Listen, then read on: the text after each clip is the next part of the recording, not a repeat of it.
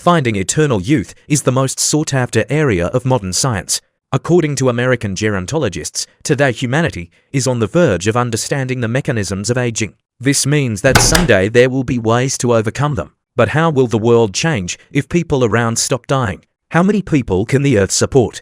According to the calculations of the International Analytical Center Global Footprint Network, at the current stage of technology development, the amount of available resources, as well as to maintain an optimal standard of living, the maximum number of people on the planet should not exceed 4 billion for 100 million people. The figure is conditional and implies that people in all countries will have access to the same benefits. For comparison, if we calculate the population of the planet according to the standard of living of Americans, then the population of people should not exceed 1.5 billion people. With an increase in the world's population, the standard of living invariably decreases. A shortage of resources is beginning to be felt and an ecological footprint is accumulating. Today, the optimal standard of living is available to only 1 billion people. The remaining 7 billion are more or less experiencing all the hardships of overpopulation of the planet.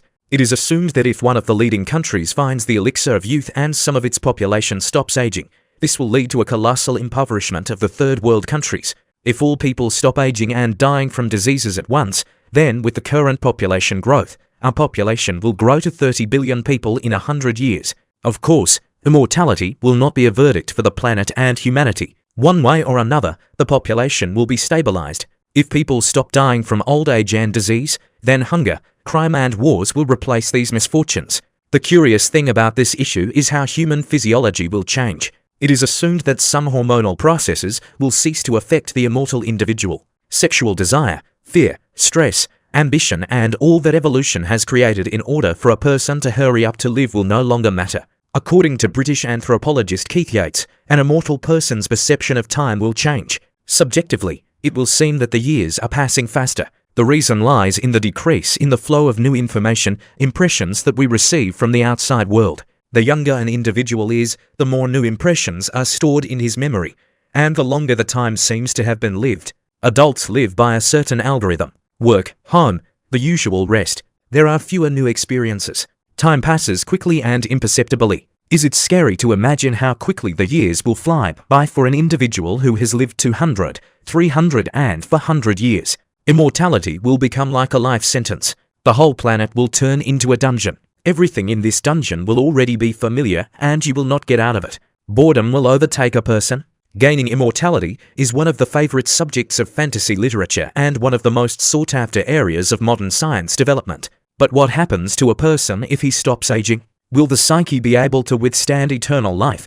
And how will the world change around the immortal individual? If a person decided to build a perpetual motion machine, he would come across a prohibition in the form of a physical law. However, there is no law in biology that would assert the obligatory finiteness of life for each individual. The prevailing view in science is that the aging of the physical body is a solvable problem. Scientists are trying to achieve immortality in two ways: the invention of biomedical technologies that would increase the level of cell repair and reduce age-related DNA mutations, or the creation of a way to transfer the human mind into a mechanical device. According to American biogerontologist David Gray, fundamental research on these issues has already been conducted. Achieving immortality is a matter of only a few decades, in the worst case, several generations. But all potential developments of scientists have an important drawback. Only the body can be rejuvenated. The individual's mind will continue to change under the pressure of experience and time. An immortal person is an unhappy time traveler,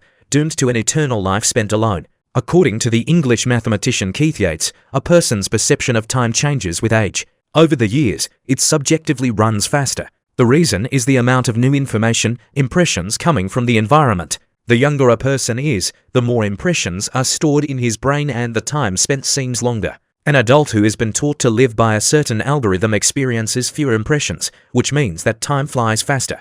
Keith calculated that the time intervals between the ages of 40 and 80 years of life subjectively seem the same. Thus, the 40-year period of life between your 40 and 80 years of life will fly by as quickly as it flew between your 5th and 10th birthdays. Imagine how fast the years will fly by when an immortal person turns 2, 3, or 400 years old. The life of one generation will seem like a moment. Besides, it is impossible to achieve universal immortality. This means that an immortal person will lose all his relatives and friends, and acquaintances and friends will die like flies. Every time he gets attached to a person on his life path, and then watching his aging and death, the unfortunate person will experience a sense of loss and loneliness.